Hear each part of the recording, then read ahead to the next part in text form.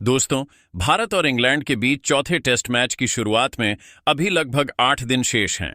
लेकिन तीसरे टेस्ट में भारत को मिली हार के बाद अब देश के कई पूर्व क्रिकेटर चौथे टेस्ट मुकाबले के लिए अपनी अपनी संभावित प्लेइंग 11 का ऐलान कर रहे हैं। रोहित शर्मा और महेंद्र सिंह धोनी जैसे दिग्गजों ने भी अपनी संभावित टीम घोषित करते हुए चौथे टेस्ट के लिए बड़े बदलाव सुझाए हैं। इसी बीच भारत के महान बल्लेबाज और क्रिकेट के भगवान के नाम से मशहूर सचिन तेंदुलकर ने भी अपनी संभावित प्लेइंग 11 की घोषणा की है। साथ ही इस अहम मुकाबले से पहले सचिन तेंदुलकर ने अपने अनुभव के आधार पर शुभमन गिल को एक विशेष गुरु मंत्र दिया है, जो टीम इंडिया को विजय दिलाने में महत्वपूर्ण साबित हो सकता है। सचिन का यह बयान इतना प्रभावशाली रहा कि सिर्फ भारतीय खेमे में ही नहीं, बल्कि इंग्लैंड के खेमे में भी हलचल मच गई है।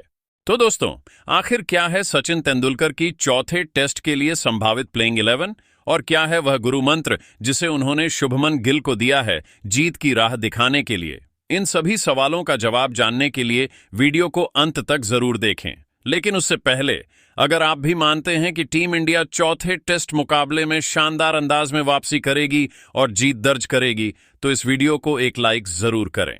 दोस्तों, जैसा कि आप सभी जानते हैं, इस समय भारतीय क्रिकेट टीम के ड्रेसिंग रूम में मायूसी का माहौल है। वहीं टीम के प्रदर्शन से निराश भारतीय फैंस भी गहरी हताशा में डूबे हुए हैं। इसकी सबसे बड़ी वजह है भारत का लगातार खराब प्रदर्शन, जिसने एक ऐसा मुकाबला गंवा दिया जो पूरी तरह भारत की पकड़ में था। यह हार टीम की रणनीति और चयन नीति पर गंभीर सवाल खड़े करती है।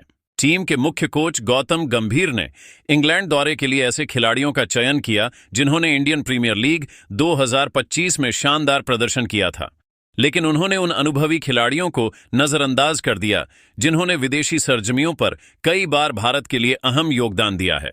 ऐसे ही एक नाम की चर्चा इन दिनों हर तरफ हो रही है, श्रेयस अय्यर का। भले ही अय्यर का टेस्ट रिकॉर्ड कुछ खास न रहा हो, लेकिन हाल के समय में उन्होंने अपने खेलने के अंदाज को पूरी तरह बदला है, जिससे उनकी बल्लेबाजी में निखार आया है। यही कारण है कि करोड़ों भारतीय फैंस यह मानते हैं कि अय्यर को इंग्लैंड के खिलाफ मौका दिया जाना चाहिए था।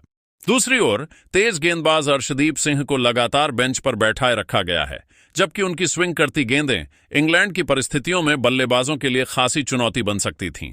लेकिन कोच गौतम गंभीर और कप्तान शुभमन गिल की रणनीति ने उन्हें मौका नहीं दिया, जिससे अब दोनों की सोच पर सवाल उठने लगे हैं। जाहिर है कि हर कोई इस चयन नीति से खुश नहीं है। अब जब चौथा टेस्ट मैच 23 जुलाई से शुरू होने जा रहा है, जिसमें भारत और इंग्लैंड की टीमें मैनचेस्टर के मैदान पर आमने सामने होंगी, तो यह मुकाबला भारत के लिए निर्णायक साबित हो सकता है। अगर भारत यहां से हारता है तो सीरीज भी हाथ से निकल जाएगी। यही कारण है कि पूर्व भारतीय खिलाड़ी लगातार अपनी संभावित प्लेइंग 11 का सुझाव दे रहे हैं। इसी कड़ी में भारत के महान बल्लेबाज और क्रिकेट के भगवान के नाम से पहचाने जाने वाले सचिन तेंदुलकर ने भी अपनी संभावित प्लेइंग 11 का ऐलान किया है। तो चलिए जानते हैं कि सचिन तेंदुलकर ने चौथे टेस्ट के लिए किन खिलाड़ियों पर भरोसा जताया है और उनकी रणनीति क्या है। तो चलिए अब जानते हैं कि सचिन तेंदुलकर ने चौथे टेस्ट मुकाबले में इंग्लैंड को करारा जवाब देने के लिए अपनी प्लेइंग 11 में किन 11 घातक और मैच जिताऊ खिलाड़ियों को जगह दी है। सबसे पहले ओपनिंग बल्लेबाजी की बात करें तो सचिन ने एक बार फिर पहले ओपनर के राहुल पर भरोसा जताया है। आपको बता दें कि लोकेश राहुल इस समय बेहतरीन फॉर्म में हैं और इंग्लैंड के खिलाफ उनके प्रदर्शन ने सभी को प्रभावित किया है। खासकर तीसरे टेस्ट मुकाबले में उनकी बल्लेबाजी दोनों पारियों में काफी दमदार रही थी। पहली पारी में उन्होंने शानदार शतक जड़ा, जबकि दूसरी पारी में भी उन्होंने एक मैच जिताऊ पारी खेली, भले ही भारत को अंततः हार का सामना करना पड़ा। दूसरे ओपनर के रूप में सचिन ने यशस्वी जायसवाल को ही बरकरार रखा है। यशस्वी ने पहले और दूसरे टेस्ट में टीम को शानदार शुरुआत दिलाई थी, लेकिन तीसरे टेस्ट में उनका बल्ला पूरी तरह शांत नजर आया। पहली पारी में उन्होंने 8 गेंदों पर 3 चौकों की मदद से 13 रन बनाए और आउट हो गए, जबकि दूसरी पारी में वह खाता भी नहीं खोल पाए। इसके बावजूद सचिन ने उनके पिछले प्रदर्शन को देखते हुए उन पर दोबारा भरोसा जताया है, क्योंकि यशस्वी इस फॉर्मेट में अब तक भारत के सबसे होनहार युवा बल्लेबाजों में से एक रहे हैं। तीसरे क्रम पर सचिन ने एक अहम बदलाव किया है। उन्होंने करुण नायर को अपनी प्लेइंग 11 से बाहर कर दिया है और उनकी जगह अभिमन्यु ईश्वरन को टीम में शामिल किया है। करुण नायर अब तक खेले गए तीनों टेस्ट मैचों में बल्ले से कोई खास योगदान नहीं दे पाए हैं। तीसरे टेस्ट में उनसे एक बड़ी पारी की उम्मीद थी, लेकिन दोनों पारियों में वे पूरी तरह फ्लॉप साबित हुए। इसलिए अब अभिमन्यु को मौका देना एक तार्किक फैसला माना जा रहा है। चौथे नंबर की बात करें तो यहां सचिन ने कप्तान शुभमन गिल को ही शामिल किया है। शुभमन गिल ने अब तक इस सीरीज में एक दोहरा शतक और 2 शतक की मदद से 60 से अधिक रन बनाए हैं। हालांकि तीसरे टेस्ट में उनका प्रदर्शन कुछ खास नहीं रहा, लेकिन उनकी बल्लेबाजी क्षमता और लीडरशिप स्किल को देखते हुए वह टीम के लिए एक अहम स्तंभ है। यदि भारत को चौथे टेस्ट में जीत हासिल करनी है तो गिल को अपने बल्ले से एक बड़ी, जिम्मेदार और मैच जिताऊ पारी खेलनी होगी। 5वें क्रम पर सचिन ने विकेट कीपर बल्लेबाज ऋषभ पंत को बरकरार रखा है। पंत का प्रदर्शन इंग्लैंड के खिलाफ लगातार तीनों टेस्ट में शानदार रहा है और उनकी आक्रामक बल्लेबाजी टीम को तेजी से रन दिलाने में मदद करती है। 6ठे नंबर पर सचिन ने ऑलराउंडर रविंद्र जडेजा को अपनी प्लेइंग 11 में शामिल किया है। जडेजा इस सीरीज में बल्ले और गेंद दोनों से शानदार प्रदर्शन कर रहे हैं। उन्होंने लगातार पिछली 3 पारियों में अर्धशतक जड़े हैं और गेंद से भी विरोधी टीम पर दबाव बनाया है। जडेजा का अनुभव और ऑलराउंड खेल भारत के लिए बेहद कीमती साबित हो सकता है। 7वें, 8वें और 9वें स्थान पर सचिन ने क्रमशः नीतीश रेड्डी, वॉशिंगटन सुंदर और मोहम्मद सिराज को मौका दिया है। ये तीनों खिलाड़ी न सिर्फ गेंद से बल्कि जरूरत पड़ने पर बल्ले से भी योगदान देने की क्षमता रखते हैं। सिराज की आक्रामक गेंदबाजी और वॉशिंगटन की ऑफ स्पिन इंग्लैंड की परिस्थितियों में बेहद प्रभावी हो सकती है।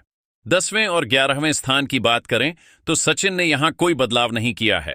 उन्होंने अपनी प्लेइंग 11 में जसप्रीत बुमराह और आकाशदीप को ही शामिल किया है।